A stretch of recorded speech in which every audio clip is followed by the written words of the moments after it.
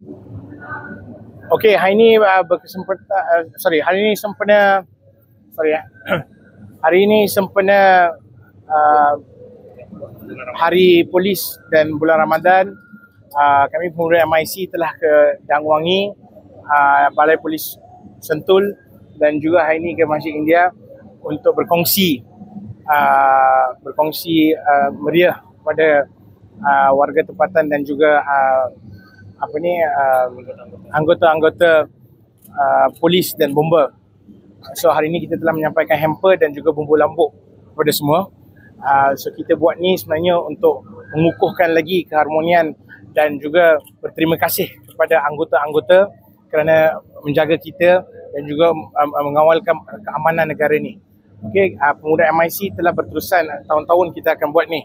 Kalau tengok minggu lepas, Tan Sri Vignesh dan Datuk Sri Saranan telah mengadakan berpuasa dengan umat Islam daripada NGO.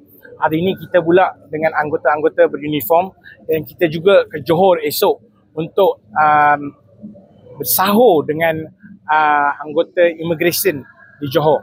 So tengok, kita sebenarnya buat ni untuk dengan motif untuk mengukuhkan keharmonian dan juga untuk menonjolkan yang kita kena mengukuhkan keamanan di negara ni.